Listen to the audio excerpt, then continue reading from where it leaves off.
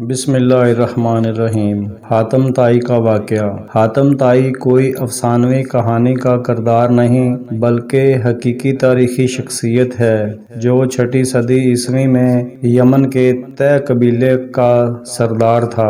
حاتم کا پورا نام حاتم بن عبداللہ بن سعد ابن عظم الطائی تھا۔ حاتم کی ماں نہایت ہی دولت مند اور سخی خاتون تھی جن کی وفات کے بعد حاتم کے بھائیوں نے اس کا مال روک لیا اور حاتم پر بے شمار ظلم ڈھائے۔ حاتم کو سخاوت وراثت میں ملی تھی، یہی وجہ تھی کہ وہ جوان ہو کر نہایت ہی سخی شخص ثابت ہوا۔ حاتم نے سخاوت میں اس قدر مبالغہ کیا کہ جب وہ بچپن میں دادا کے پاس رہا کرتا تھا اس وقت وہ اپنا کھانا لے کر باہر نکل جاتا، اگر کوئی مل جاتا تو ساتھ مل کر کھا لیتا ورنہ کھانا نہ کھاتا تھا۔ یوں حاتم پورے عرب میں مشہور ہوا اور اس کی سخاوت کے چرچے عام ہو گئے۔ کچھ لوگوں نے حاتم کی سخاوت کے بہت سے قصے گڑھ لیے، لیکن اس کے باوجود حاتم کی سچی حکایات اس کو سخی شخصیت کی دلیل ہے۔ عرب میں جبل سمرہ کی چوٹی پر واقع ایک مقام تھا جہاں حاتم رات کے وقت آگ جلایا کرتا تھا تاکہ علاقے سے گزرنے والوں کو راستے کی رہنمائی حاصل ہو سکے۔ اس مقام کو آج حاتم طائی کا آتش دان کہتے ہیں۔ یہ علاقہ آج بھی آثار قدیمہ کی حیثیت رکھتا ہے۔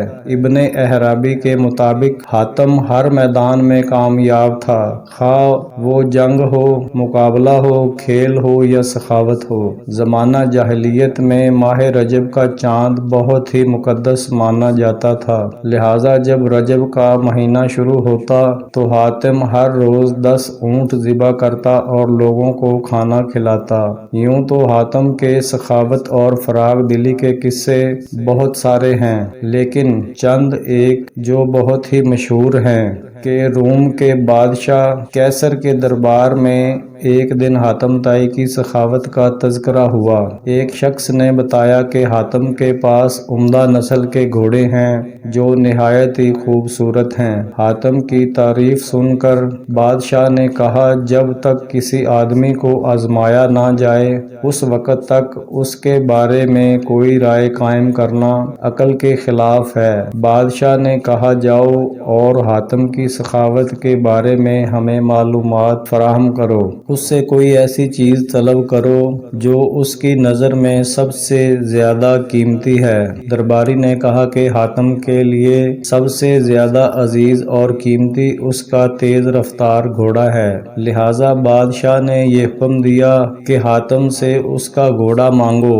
اور میرے پاس لے کر آؤ۔ لہٰذا وزیر کے درباری کئی منزلیں طے کرتے ہوئے رات کے وقت حاتم طائی کے گھر پہنچے۔ جب وہاں پہنچے تو موسلا دھار بارش ہو رہی تھی۔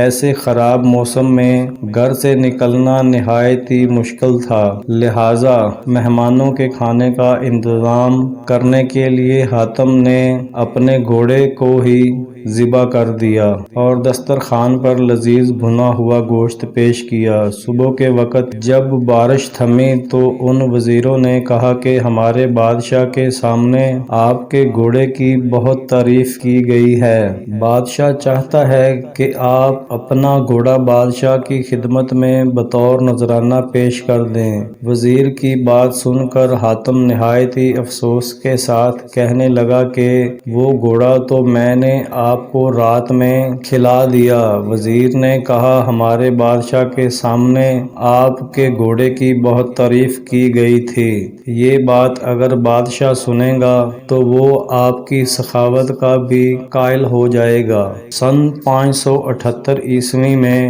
حاتم کی وفات ہوئی۔ حاتم کی وفات کے بعد اس کا بیٹا عدی طے قبیلے کا حاکم بنا۔ وہ 9 ہجری میں مسلمان ہوئے۔ ان کے اسلام لانے کا واقعہ بہت ہی مشہور ہے۔ عدی اپنے قوم کے سردار تھے۔ قوم پیداوار اور مال و غنیمت کا چوتھائی حصہ ان کے نظر کیا کرتی تھی۔ انہیں مسلمانوں سے سخت دشمنی تھی، وہ عیسائی تھے اور اسلام کو عیسائیت کا رقیب سمجھتے تھے۔ سردار ہونے کی وجہ سے نبی صلی اللہ علیہ وآلہ وسلم کا اقتدار ان کی آنکھوں میں کھٹکتا تھا۔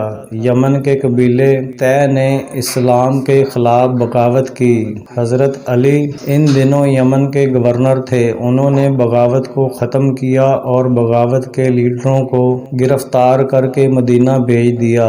ان میں عدی کی بہن صفانہ تھی، یعنی صفانہ بنت حاتم، وہ بھی نبی صلی اللہ علیہ وآلہ وسلم کے سامنے پیش کی گئیں۔ انہوں نے کہا کہ میں سخی حاتم تائی کی بیٹی ہوں۔